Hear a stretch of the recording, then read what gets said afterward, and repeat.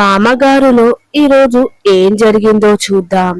Gangadhar store room కి వచ్చి ఇక గంగా గంగా అని చెప్పి పిలుస్తూ ఉంటాడు.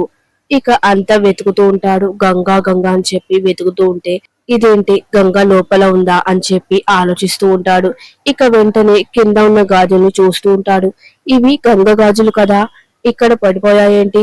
గంగ గాజులు ఇలా పగిలిపోయాయంటే ఎవరైనా ఎత్తుకెళ్తుంటే పగిలిపోయాయా, లేదా గంగ తోడుతో కింద పడుతుంటే పగిలిపోయాయా అని చెప్పి ఆలోచిస్తూ ఉంటాడు.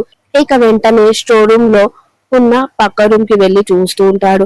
అక్కడ గంగ కింద పడడం చూసి ఒక్కసారిగా గంగాధర్ షాక్ అయి గంగా గంగా అని చెప్పి ఇక లేపుకుంటూ ఇక గంగని ఎత్తుకుంటూ తీసుకొస్తూ ఉంటాడు. ఇక సోఫాలో కూర్చోబెట్టి ఇక గంగని పిలుస్తూ ఉంటాడు. గంగా లే, గంగా గంగా లే అని చెప్పి ఇక గంగని లేపుతుంటే ఇక గంగ ఎంతకి లేవపోయేసరికి ఇక గంగని ఎమోషనల్ అవుతూ అక్ చేసుకుంటూ గంగా లే అని చెప్పి ఇక కాళ్ళు చేతులు రాస్తూ ఉంటాడు. ఇక అందరూ అప్పుడే వస్తూ ఉంటారు. ఇక అందరిని చూసి వెంటనే మేడం మేడం లేవండి మేడం అని చెప్పి అంటూ ఉంటాడు. ఇక శరత్ గంగాధర్ని ఏమైంది అని అడుగుతుంటే మేడం లోపల పడిపోయి ఉన్నారు, కోల్డ్ స్టోరేజ్ లో పడిపోయి కింద పడి ఉంటే నేను చూశాను, మేడం లేవడం లేదు అని చెప్పి అంటుంటే ఇక అందరూ గంగని లేపుతూ ఉంటారు. జాహ్నవి లే జాహ్నవి అని చెప్పి లేపుతూ ఉంటారు. ఇక చెంగయ్య అందరూ వస్తూ ఉంటే ఇక వెంటనే చెంగయ్యతో సైగ చేసి మంచినీళ్ళు తీసుకురా అని చెప్పి అంటూ ఉంటాడు. ఇక వెంటనే చెంగయ్య లోపలికి వెళ్ళి ఒక గ్లాస్ లో విరుగుడు మందుని వేసి ఇక మంచినీళ్లు మిక్స్ చేస్తూ ఉంటాడు. ఇక మిక్స్ చేసి గంగాధర్ కి ఇస్తూ ఉంటాడు. ఇదిగో తీసుకో అని చెప్పి అంటుంటే ఇవి అవేనా అన్నట్టు సైగ చేస్తే ఇక చెంగయ్య అవును అన్నట్టుగా సైగ చేస్తూ ఉంటాడు. ఇక వెంటనే గంగాధర్ నీళ్లు తాగిపిస్తూ ఉంటాడు. ఇక వెంటనే గంగ మత్తులో లేచి కూర్చొని ఉంటుంది. గంగకి చాలా పెద్ద ప్రమాదం తప్పింది. నేను అక్కడికి వెళ్ళపోయి ఉంటే గంగ చనిపోయి ఉండేది అని చెప్పి ఇక గంగాధర్ మనసులో అనుకుంటూ ఉంటాడు. ఇక చెంగయ్య దేవుడా గంగని నువ్వే కాపాడావు, అలాగే గంగాధర్ని శుభ్రని గంగని నువ్వే కలపాలి స్వామి అని చెప్పి ఇక మొక్కుతూ ఉంటాడు. ఇక మత్తులో అలా చూస్తూ ఉంటుంది. ఇక బర్త్డే పార్టీలో అందరూ గంగని చూస్తూ ఉంటారు. ఇక గంగ లేచి ఒక్కసారిగా బర్త్డే పార్టీ దగ్గరికి వెళ్తూ ఉంటుంది. ఇంకా మీరు కేక్ కట్ చేయలేదా, ఇంకా కట్ చేయకుండా ఏం చేస్తున్నారు అని అంటుంటే అందరు షాకే చూస్తూ ఉంటారు. అసలు నీకు ఏం జరిగిందో గుర్తులేదా అని అంటుంటే లేదు అసలు నాకు ఏమైంది అని అంటుంటే ఇక జరిగిందంతా కాంతం చెప్తూ ఉంటుంది. ఇప్పుడు చెప్పడం అవసరమా అక్క, ఇప్పుడు బర్త్డే పార్టీ అవుతుంది కదా ఆ తర్వాత చెప్పొచ్చు అని అంటుంటే ఇక సరే నేనేం మాట్లాడను అని చెప్పి అంటూ ఉంటారు. సరే ఇప్పుడు బర్త్డే అవుతుంది కదా, ఇలా డల్ గా ఉన్నారేంటి, అంతా జోష్ గా ఉండాలి, బర్త్డే అంటే హుషారుగా ఉండాలి, అందరు క్లాప్స్ కొట్టండి అని గంగా అంటుంటే ఇక అందరు క్లాప్స్ కొడుతూ ఉంటారు. ఇక శరత్ ఒకరిని పిలిచి గిఫ్ట్ తెమ్మని చెప్తూ ఉంటాడు. ఇక వాళ్ళ నాన్నకి గిఫ్ట్ ఇస్తూ నాన్న ఈ గిఫ్ట్ నీకోసం అని చెప్పి ఇస్తూ ఉంటాడు. నీకు ఏదో పెద్ద గిఫ్ట్ ఇద్దాం అనుకున్నాను, కానీ నేను ఏం గిఫ్ట్ ఇవ్వాలో అర్థం కాలేదు.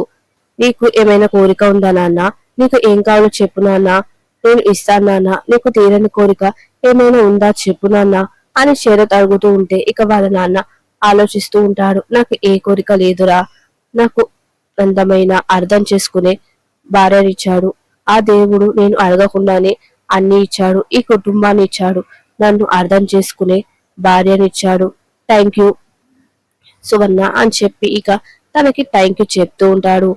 నాకు కొడుకు కూతుర్ని ఇచ్చాడు, కూతురు నాకు దూరంగా వెళ్ళిపోతుందని నేను బాధపడ్డాను, కానీ ఆ దేవుడు లాంటి అల్లుడినిచ్చాడు, ఇల్లరికంగా ఉండేందుకు అల్లుడు ఒప్పుకున్నాడు. అల్లుడు గారు మీరు ఈగో అన్ని పక్కన పెట్టి నా కోసం నా బిడ్డ కోసం ఇక్కడ ఉన్నారు, థ్యాంక్ యూ అల్లుడు అని అంటుంటే ఇక కైలాసం నవ్వుతూ ఆ అవునవును అని అంటూ ఉంటాడు. ఇక నాకు బంగారం లాంటి కోడల్ని ఇచ్చాడు, ఇంకా ఏం కావాలి ఈ జీవితానికి, ఇంత మంచి కుటుంబం ఉండగా నాకు ఏం కావాలి అని అంటుంటే ఇక సువర్ణ నాకు ఒక కోరిక ఉంది, జాహ్నవి నాకు మనవరాల్ని ఇవ్వడం లేదు, ఆ కోరిక తీరవాలి అని అంటుంటే ఇక శరత్ గంగాధర్ గంగా షాక్ అలానే చూస్తూ ఉంటారు. ఇంత మంచి కుటుంబం ఇచ్చినాక మనవరాలు కూడా ఇస్తాడులేవే, అది కూడా తొందరలో జరుగుతుంది. ఇప్పుడు మనవరాల్ని ఇచ్చేంత వరకు కేక్ కేక్ కట్ చేయొద్దంటావా ఏంటి అని నవ్వుతూ అంటూ ఉంటే ఇక అందరూ నవ్వుతూ ఉంటారు. అమ్మ జాహ్నవి, నువ్వు ఈ ఇంటి కోడలివే కాదు, ఈ ఇంటి మహాలక్ష్మి కూడా. నువ్వు ఈ కుటుంబాన్ని చూసుకోవాలి. మీ అత్తగారి తర్వాత నువ్వే ఈ ఇంటి బాధ్యతలు తీసుకొని ఈ కుటుంబాన్ని ముందుకు నడపాలి. ఈ కుటుంబాన్ని సుఖ సంతోషాలతో ఎలాంటి లోటు లేకుండా ముందుకు నడిపిస్తానని చెప్పి నాకు మాట ఇవ్వమ్మా అని అంటుంటే ఇక షాకే చూస్తూ ఉంటుంది గంగా. ఇక గంగాధర్ ఏంటి బాధ్యతలు అవి అప్పచెప్తున్నాడు అని చెంగయ్యతో అంటుంటే ఇప్పుడు గంగ ఆ బాధ్యతలు ఏవి తీసుకోదు అని చెంగయ్య చెప్తూ ఉంటాడు. ఇదేంటి ఇలా జరిగింది, ఆ మనం ఒకటి అనుకుంటే ఇంకోటి అయ్యింది, ఇదంతా నా ఈయన వల్లే అయ్యింది, మందు ఎక్కించమంటే ఇదంతా జరుగుతుంది అని చెప్పి అంటుంటే ఇక కాంతం కూడా అవును ఇదంతా వీడి వల్లే అయింది అని చెప్పి అంటూ ఉంటుంది. చెప్పమ్మా ఆలోచిస్తున్నావేంటి, నీ అత్తగారి తర్వాత ఈ ఇంటి బాధ్యతలు నువ్వు తీసుకుంటా అని చెప్పి నాకు మాట ఇవ్వమ్మా అని అంటుంటే ఇక గంగ ఆలోచిస్తూ ఇక ముందుకు వస్తూ ఉంటుంది. నేను ఏంటి బాధ్యతని అత్తయ్య గారి తర్వాత నేను తీసుకుంటాను, మీకు ఎలాంటి బాధ కలగకుండా ఇంట్లో ఎవరికి ఏ బాధ తెలియకుండా అందరూ సంతోషంగా ఉండేటట్టు మీకు మాటిస్తున్నాను, ఈ బాధ్యత నేను తీసుకుంటాను అని చెప్పి మాట ఇస్తూ ఉంటే ఇక చెంగయ్య గంగాధర్ ఒక్కసారిగా షాక్ అయి చూస్తూ ఉంటారు. ఇక బగి వెంటనే అమ్మ అన్ని అయిపోయాయి కదా, ఇప్పుడు కేక్ కట్ చేయండి, అప్పటి నుంచి నోరు పోతూ ఉంది అని చెప్పి అంటూ ఉంటే ఇక వెంటనే కేక్ కట్ చేస్తూ ఉంటారు. ఇక అందరూ సేవ చేస్తూ ఉంటారు.